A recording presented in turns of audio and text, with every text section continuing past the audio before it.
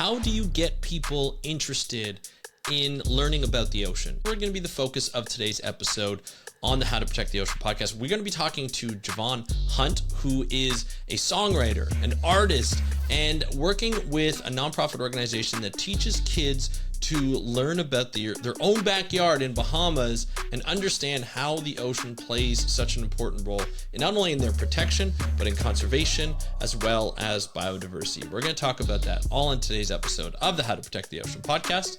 Let's start the show.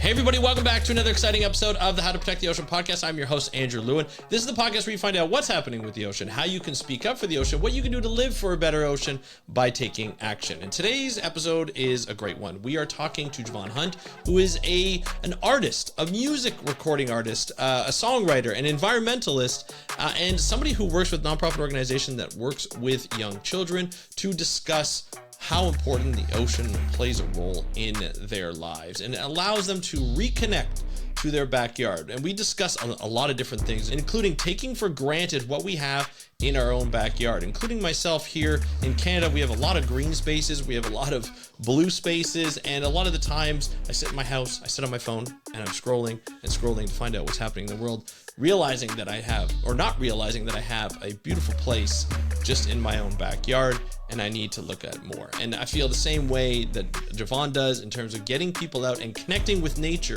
so that nature becomes an important part of their thoughts. It becomes part of our culture. It becomes part of ways to realize that the environment is important to us, not only for our protection, to provide food and to provide peace is really what it comes down to. So we're going to talk about Javan in just a moment. If you want more information like this and you want to find out more about how you can protect the ocean, you can go to our website, speakupforblue.com. That's speakupforblue.com. But here's the interview with Javan Hunt. Enjoy the interview, and I'll talk to you after. Hey, Javan, welcome to the How to Protect the Ocean podcast. Are you ready to talk about music and ocean conservation? I am ready.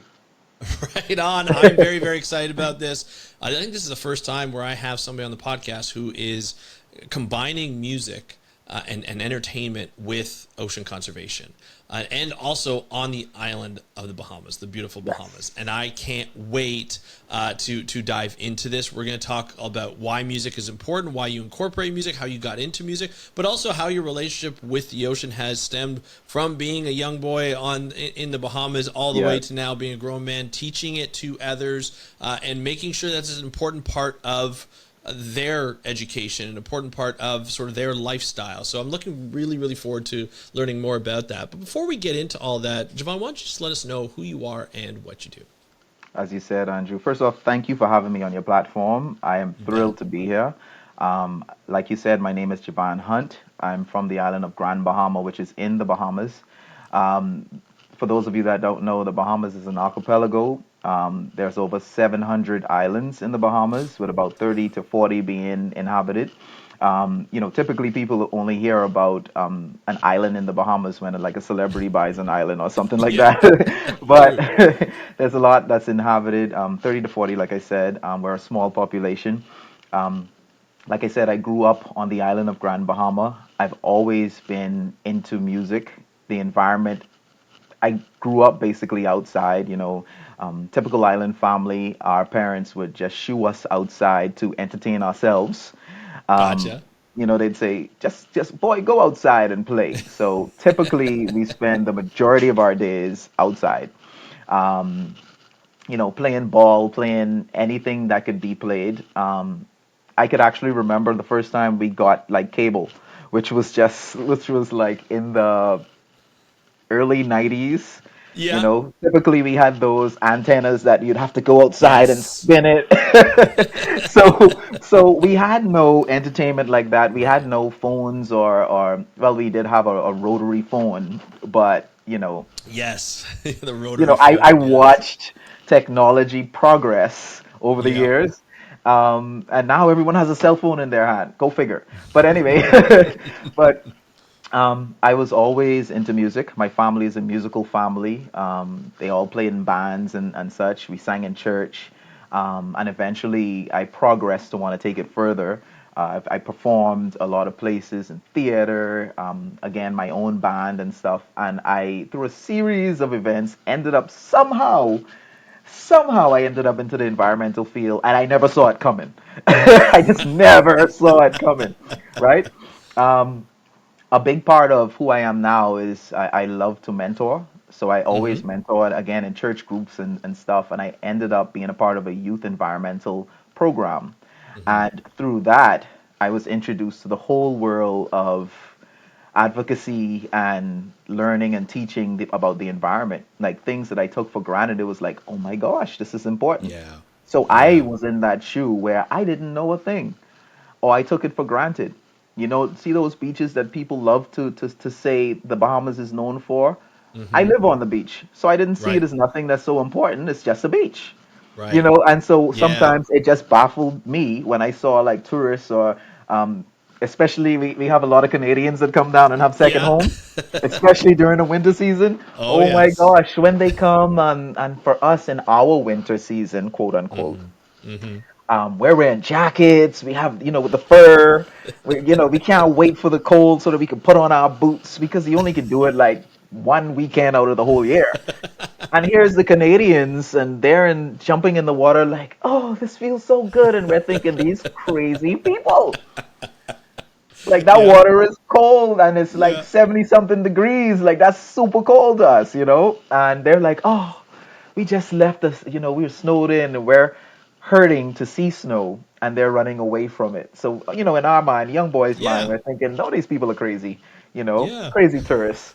And so anyway, I ended up learning so much about the environment, learning so much about the things that make us special, Yeah. learning so much about all the things that we take for granted, like conch and the different Mm-hmm. varieties of fish that we can just go and have.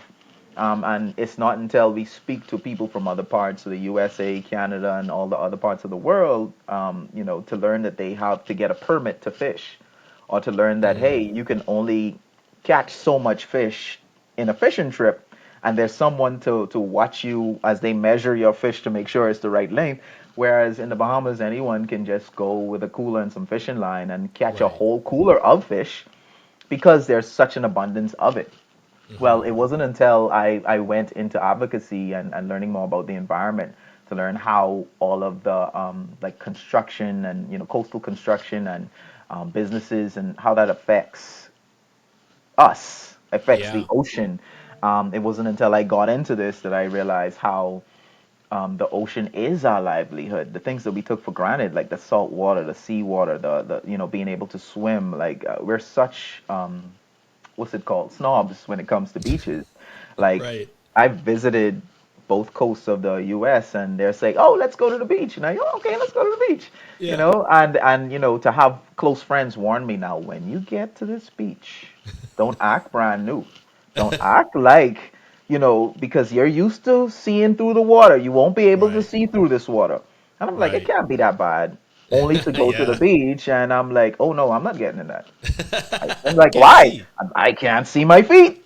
You have to see Jaws coming in order to run from Jaws, Or what was really shocking for me, being an island boy again, the dark sand. Like I remember Mm. being in Rhode Island on the coast, and Yeah. I'm like, is this real sand? Like I thought it was fake. And Yeah. they're like, I'm the only guy there just digging in the sand, and a whole crowd is forming. Like, why is this guy just digging in the sand like this? Because I'm like, you have sparkles in your sand. Like, this is so cool, Yeah. you know. Versus, I was used to powder sand. Of You course. know, Yeah. it it gets everywhere. So to us, it's annoying. To tourists, they're like doing like snow angels. You know. Long Yeah. story You're like, this is short, gonna get all over the house. It's gonna get everywhere. All my it's clothes. in Yeah. Yeah. every Yeah. crevice that you can imagine. It's there. So we get used to that stuff. Yeah. And Yeah. I'm on an island and I think my beaches are great, but then some other islands have even less of a population and they're untouched. Like no one's on the Mm. beach. To us, if like 10 people is on the beach, I'm like, oh, it's too crowded. Let's go to another beach. Right. Right. Versus I'm going to this beach and you have to like tip around people. It's so Because much so many folks. people. Yeah. Yeah, and then and then, it's all new to me, so it's all eye-opening and stuff. I see these huge seagulls. I've never seen them that huge because they're not that huge, Right. by us, and they're like fighting people for food. Like, hey, Yeah. give me this Yeah. Yeah. They're sandwich. aggressive. Yeah. They'll take it out of your hand to some of them. Yeah. So yeah, I mean, to say it was an experience, it Yeah. really was an experience. But I'm all over the place. But when I started doing a lot more environmental work and working with the children, and I saw that the best way that I could teach them is through what I know, which is music. And I kind of stumbled into that as well. Um, I kind of stumbled into that as well, but I needed to find a song or write a song as a teaching tool. And I Right. wrote a couple, and I was a little, not ashamed, but I was a little shy to show Yeah. it. Of course. But when I did, everybody's like, okay, okay, I see you, Like I see bopping you, to it. you Yeah. know. And then I had to come up with a simplified version, which is what I taught you earlier. Yes. And if you don't Yes. mind, I could do it with anyone Absolutely. Please listening. do. So the simplified version is I use it for preschoolers and young kids, sixth grade and under, but I found that the adults love it even more. But they like to pretend like they don't. So I Yep. get them clapping, clap. Mangroves, mangroves near the sea. Mangroves protect you and me. Four types here and it's all good. Red, black, white, and buttonwood. And then I get them like, okay, when I say four types here, I want you to say it with me. Yeah. So come on, and four types here and it's all good. Come on, Andrew. Red, black, white, and Right. And buttonwood. button wood. And so it's so catchy. It is It's catchy. so It is catchy. catchy. I'm probably gonna But sing it later on after I this. But know. But I love it because because we get you talking about yeah. the four types of mangroves that are here in the Bahamas, and then after they get that little piece, then I'm able to go in depth a little bit about each one of those mangroves and why it's important and why a lot of the fish species and stock come to the mangroves to have their young. So if we destroy the mangroves, or if they're destroyed, then these fish, these mammals or these animals have nowhere to go to bring their young, which is a direct um, reflection on our food source. So if those are destroyed, the things that you like to eat, they're not there anymore. So conch, Exactly. the Yeah. fish, and Yeah. sometimes when we go into the mangroves, we see so many turtles in there. We see a lot of bird species, So some fish important. jumping out of the water. Like, it is amazing when you go there. Like, it is, I can't even begin to describe how peaceful it is in areas where people don't go. Right. And yeah, and when you see the land being built, because the mangroves tend to attract a lot of sediment, and you see these little islands forming, and when we get people out there for the like minute or two, or for the 30 minutes, or for however long they're out there, we see the shift happening. We see them saying like, oh, okay, this is important. Okay, this is a good reason why we should protect this area. Yeah. Because I'm sure it's the same for you and everyone else listening, that we tend to have our habits. We go from work to home, Yep. grocery store, if you have children, to PTAs and all that stuff, and that tends to become your world, and you kind of block out. You're in your own bubble.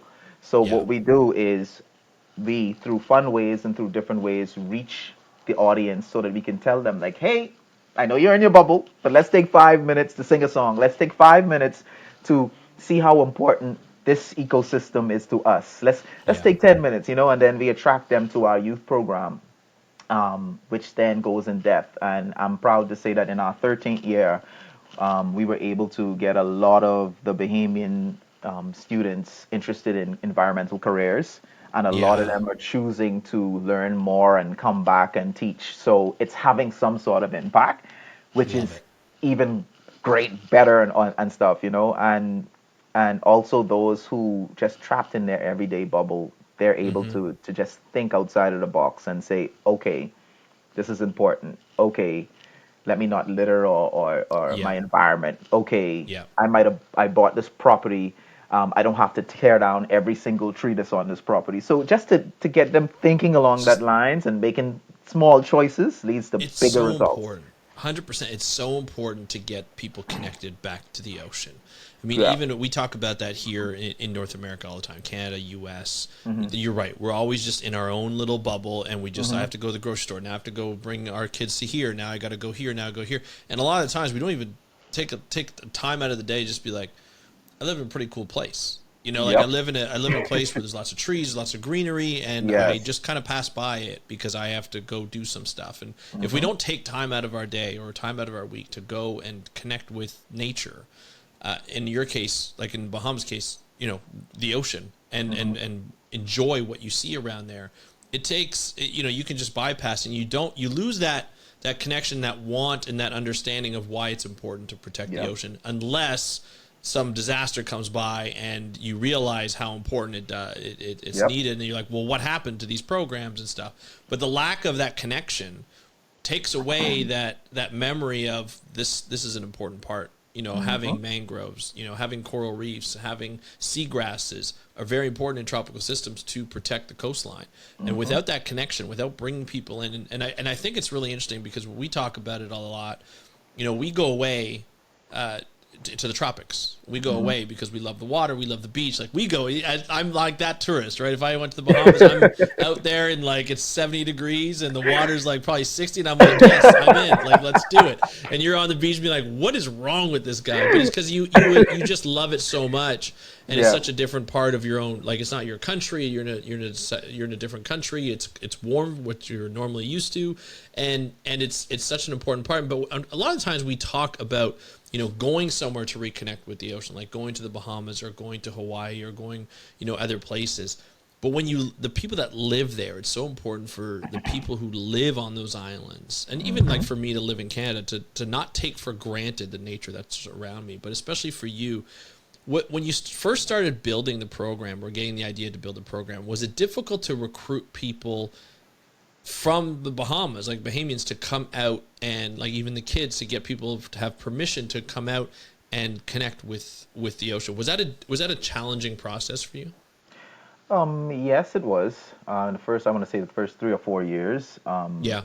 we had students that wanted to keep coming back because we Right. were developing the program, and when we went to all of the schools and gave the letters and such, no one was really interested because they didn't know what we were about. Of course. And so Starting when we off, yeah. said like, hey, this is an environmental organization, we were lucky that one of our senior members, he was a principal at a high school for over like 20 years. So he knew all of the teachers, and he just bully his way inside that, like, hey, I'm doing this environmental program and we Yeah. have to help Mother Earth. So you're Yes. signing up. And they'd be like, oh, yes, sir. Yes, sir. And so, Because they trust him and, too, right? They yeah, trust him because too. he had a great reputation. Yeah. And so we had a lot of folks that signed up, and then you have to work with parents. And Mm, because of his reputation and the reputation of the team, they said, you know what, we're gonna keep our children coming back because it looks like gotcha. they're doing a lot. We were able to, once they graduate from the youth program, we had a cadet program where one of the requirements is that they get scuba certified. Oh, And nice. so we get them in the water, and they have to go in the water, and it's like, okay, okay, it's good. It's good. And as some of the facilitators, we also had to get scuba certified. Of course. Yeah, so we wanted the children to go in there, so we had to do it as well. It's my first time, and of course I was nervous. I was Yeah. nervous. I was so nervous. I won't even lie, Andrew. Well, breathing I was so underwater is nervous. not natural. Let's be honest, right? It's not natural.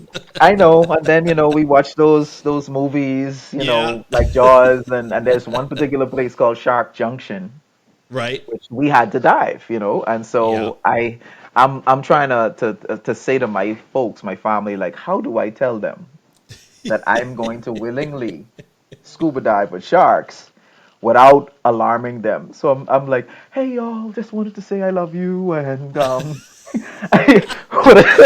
Don't want to with a worry you. Nothing to worry about. I'm with a fine. tremble in my voice. And when we got out there, the sharks were like, oh, humans. Like, it was like we were intruding on their territory, but they didn't Yeah. care. Yeah. And the instructors were so cool. They taught me in a way that I needed to learn. And they got a few pictures of sharks in the background with me, not even noticing them there. And I'm like, you know what? Thank God y'all didn't tell me, turn around, because I don't know what would have happened, Yeah. but it might have been embarrassing. But After 5 dives and I got certified, it was like, okay, it's nothing to fear. And I Right. was able to even get back into the classroom and say, hey, it's even more reason for us to protect our reefs, protect our Hmm. oceans, because underwater is a completely different Oh, world and it's so beautiful. so Just different. just imagine being underwater with all of those colors and all those coral reefs and like all of the colors on the fish. I felt like I was seeing Dory from what's that? Yeah, Yeah, finding Dory. 100%. I felt like I found Dory. A number You of know? times, probably. A number of times, yeah, Yeah, and yeah. and just all of the misconceptions I had about sharks and rays, and there's a guy here called the Stingray Whisperer, and I've done his tour like 3 times, and he showed us how to safely interact with wildlife, Mm, and you know what I mean, and it was like, oh my God, all of these years people were telling me that, hey, you saw what's happened to Steve Irwin, don't get next to those mm-hmm. dangerous Yeah, wild don't pick them animals. up. Yeah, But I'm thinking though, like, why would you wanna intrude into their space mm, without doing it in a safe way, So it of just course. led me to think about things in a different way. And it's just my whole world changed. My whole world changed. But back to to answer your question, it was a little bit difficult at first, Yeah, but after parents and the wider community saw that, um, hey, these children are getting some amazing opportunities. We had different folks come out, and now the current generation, they're more interested in choosing environmental careers, so they're finding nice. us. Yes. you know Yeah, they're coming back to teach, which I yeah, think is great because that's even more of an opportunity to mentor because they become leaders then, right? yes, And so they're able to lead other children to go, and then they learn how to be leaders. So whether they stay in environmental jobs or not, they have it's become a big part of their lives. Plus, yes. they've had an opportunity to lead, which I think is such a as a I'm a sports coach, a hockey and football coach, so I find that Nice. it's such an important part of a kid's development, right? Hmm. Is to understand what it means to lead, and a lot of kids don't get an opportunity to uh do that, right? Which is so this is wonderful. Now I have to ask, like, you were nervous at first when you started scuba diving, which everybody is. I was as well. yeah. When you scuba dive now, what's the difference? um it's still a little nervous at first, Yeah, but that's just me anytime I get in the water. But once you get in it, it's such a calming yeah. feel to be there. Like I said, it's a whole different world. It's like a brand And new world. yeah, all of the Yeah. worries and the stresses that we carry around with us, once you're Mm-hmm. submerged in that water and you look up, and I'm like, oh my God, I'm 20 feet in water and I'm looking up. And it's like the only thing you can hear is your heartbeat. Yeah. And the calmer you are, the less oxygen you use. So I try Yeah. to calm myself even more. And it feels so graceful to just be in the water, just floating and just exploring. Sometimes the instructors have to tell us, like, hey, stay with your buddy, Yeah. You get don't wander distracted. off, because you get so caught up that Yeah. you lose track of time. For And sure. one person in particular, again, the elderly gentleman, my boss, who is the ex principal, he's in his 80s, and we have to put a tag on him because he's gone. He's just gone. I'm like, come back, But then you have to be careful because the hand signals, they're Yeah. thinking there's something else, so you have to be trying to stick close to your partner and just Right. explore together. But Yeah. I felt like I learned a brand new part of the Bahamas that few people get to see, Oh, being 100%. underwater. Yeah, 100%. I think that's a big part of it. Not a lot of people know what it's like underwater, and you're right. It's like a completely different world. When we talk a lot about connecting and making sure that kids and their parents understand more about the ocean, how important it is Hmm. to protect, and how important it is to take care of that time. Um, what is, like, for the average Bahamian who lives in on your island, like Grand Bahamas, Hmm. what is sort of the outlook of of the beach and of the ocean? Was it similar to you where they just take it a little for granted and they don't go in the water as much because it's always there and they get caught up in in their own lives? Yes, that's still the sentiment. Like I told you earlier, I had that same mentality. Like Yeah, I live on the beach. right. The beach is literally 2 minutes away from me. Like I'm at the front of my property, and at the back is my beach. Right. And it's like, no Bahamian would willingly want to live on the beach. Really? And So it that's not might like sound prize land. shocking. It is Yeah. prize land, especially for those who like are landlocked. And Yeah. when people tend to build in the Bahamas and they're from a place that's landlocked, they want to live on the beach. But Right. for the average Bahamian, they do not want to live on the beach Mm. because salt water corrodes everything. Yes. You'll Yeah. be changing your fixtures and fittings Yeah. yearly. Yeah. Um, you have to park in a garage because then your car will get all eaten up by the salt, sandflies, Mm-hmm. all that different stuff. It's all the But stuff you never think about not living on the beach, right? You don't think yeah, about having salt water just in the air that comes and the salt comes over. It'll yeah, just like sand, it'll find its way over and get all the stuff you don't want to get. yeah. And in the Bahamas, there's a unique way for people to tell. Like they can look at anyone and they like for example, they look at me and they'll say, "You're in the salt water a lot." And then I know why they say that because salt water bleaches your hair. It turns your hair like brown. Oh. So we know the fishermen. We know all of the folks Oh, who were in the interesting. water because it Okay. turns your hair brown, like it bleaches it. Yeah. I get a lot of folks ask me like, "Hey, did you bleach your hair?" I'm like, "No. No.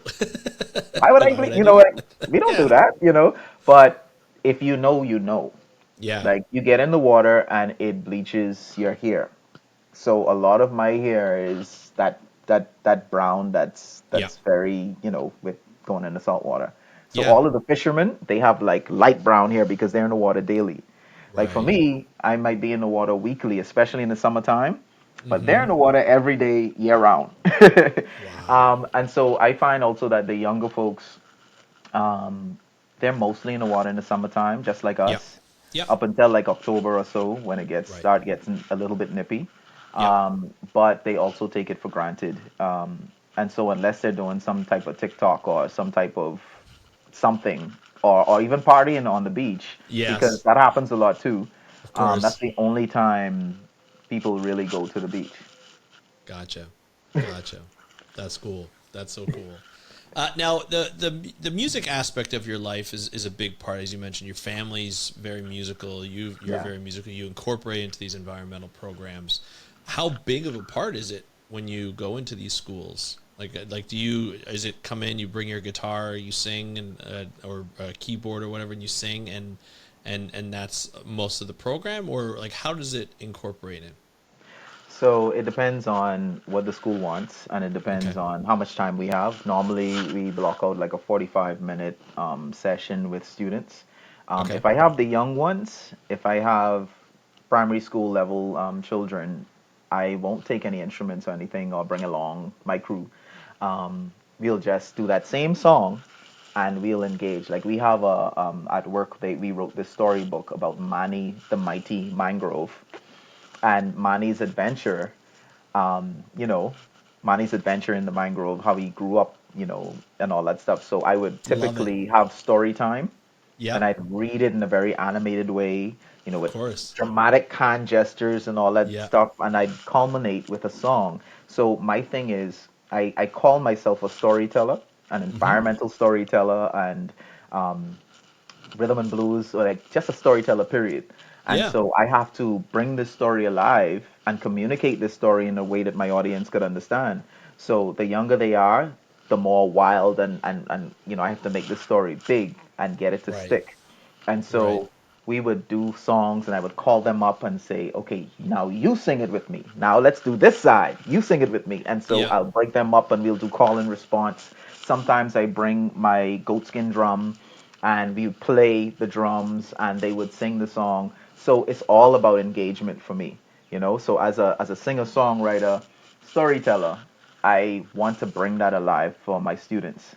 And then they come up to our mangrove nursery, which I'm in charge of, and they get community service because it's a requirement in order to graduate community service. Okay. Some high Like schools for out have of to like have high school or out of like just regular elementary high school? school. High school. High Okay. school. I think they have to. Some schools have up to 75 hours community service. So Perfect. Gotcha. after school, some days a week they'll come and do community service. And then I get some little ones who they don't have quite that attention span. So I bring out the drums, or I play hide and seek, or Yeah. I have little worksheets with them, and we go over some environmental stuff just so I could bait them to get them in my youth program. Yeah. So yeah, so it works. Yeah. I have to be a character to get all this stuff done, and I love it. I never, like I told you earlier, I stumbled into this career field, Mm-hmm. and it's like it chose me. I didn't choose it; it Mm-hmm. chose me.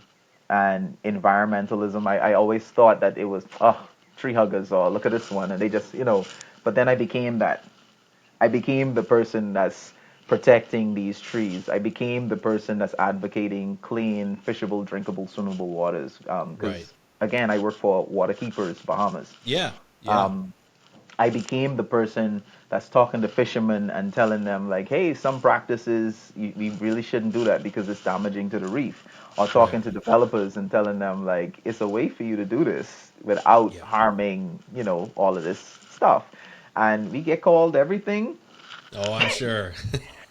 but at the end of the day, when there is no food, when there is no, the protection from these storms, the coastal protection, at the end of the day, all the things that make us the Bahamas, like when it's gone, then what? Like Yeah. after Hurricane Dorian, in fact, I want to say we had a hurricane, I think it was Hurricane Matthew 2004 or so, and we were without power for 2.5 months. 2.5 months. Months. Wow. And all Bahamians know that when there's a hurricane, the first thing you do besides secure your property is fill up jugs with water. Mm-hmm. Fill up jugs, buckets, everything with fresh water.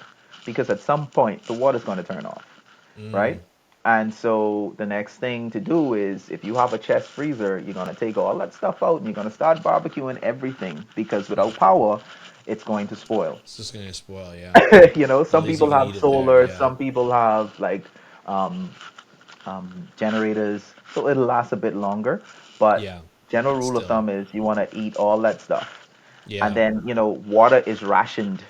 And bathing water, you have to reuse some water. If you bathe in a bucket of water, but you shouldn't. That's too much water. Yeah. You then turn around and use that to flush the toilets. But what Right. happened during those 2.5 months? Most people had to take to the ocean. They had to go and swim in the ocean because we couldn't arbitrarily just, oh, I want to use all this water and take a long shot. No, you couldn't do it, No. you Yeah. know? And the good part is the ocean provided food for us. So stores weren't open at all, and when they were, it's limited resources. Yeah.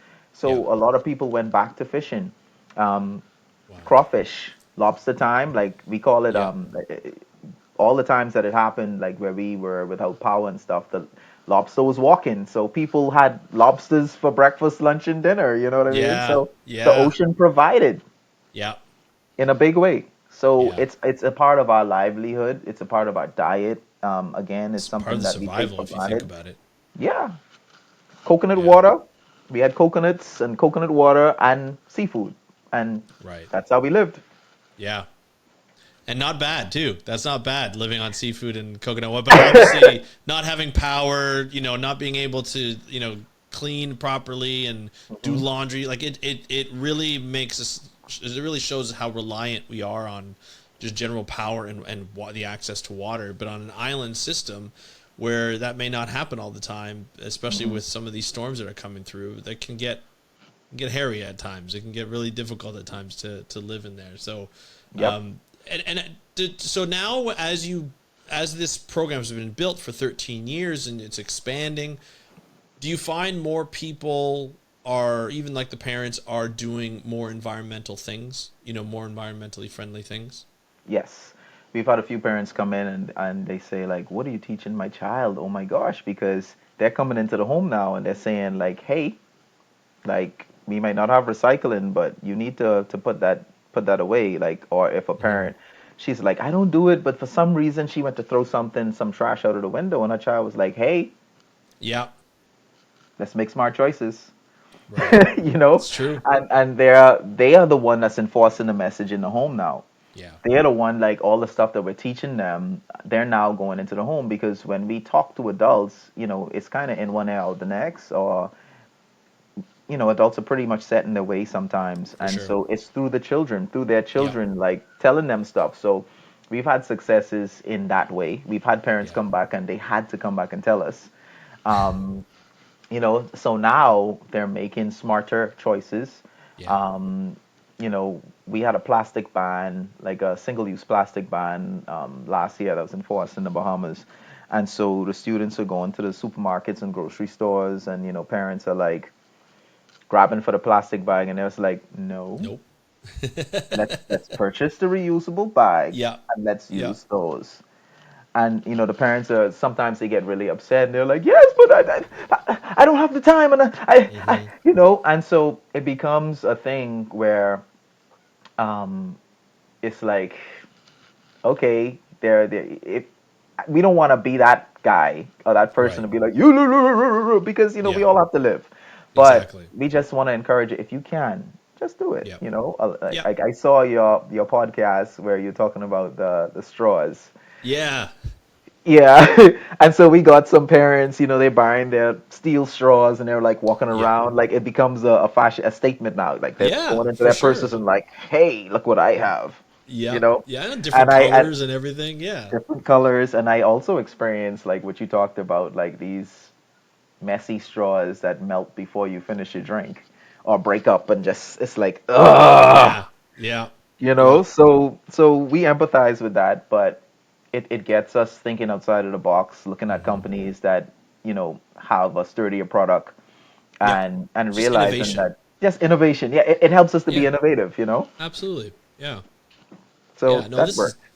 This is amazing, and I love to see the work that you're doing with Bahamian waterkeepers. I love to see the environmental programs. I love to see the work with children, and then that, going into the homes, and the parents are coming back and be like, this is fantastic. We're learning. They learn because we know kids are adamant about when they learn something, they want to do it. They want to Yeah. contribute to it because they see it sometimes as black and white, and they may not see the gray area in between, their complexities between, but that helps a lot of times when parents call you, or when kids call out their parents, and it's happened to me, it's happened to everybody, but it's important. I think it is important because we're leaving this to our next generation, and Yes. we have to do the best we can to ensure that we leave it in the best condition as possible, so they have an easier job than we left it with. So I really appreciate, Javan, you coming on the podcast to discuss this, to Mhm. introduce us, and I'd love to have you back on and talk more about the program in the Yeah. future, because I think this is something that we need to hear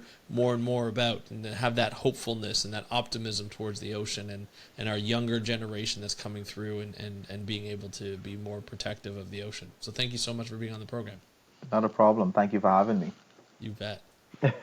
Thank you, Javan, for joining us on today's episode of the How to Protect the Ocean podcast. It was great to have you on the podcast and be able to talk about music, hear a little bit of your talent, and also talk about how you get kids interested in the ocean, especially with, just as he mentioned, there was this persona that the ocean is dangerous and it's nerve-wracking to go in it, even with his own experiences in scuba diving and understanding what it's like to be in the ocean. Once you're there, it is life-changing. And once we connect with the ocean, we realize how important the ocean is to us and what we need to do to be able to protect it better, and so that continues to be a part of us and continues to provide services for us, like protection, just like mangroves does for a lot of island communities, just like salt marshes does for a lot of coastal communities in temperate worlds, and a lot of other coastal communities, coastal habitats does for coastal communities. We just don't see it as much because we're not out in nature as much. And I feel that's a big part of conservation, is to connect with nature so that you understand and you appreciate more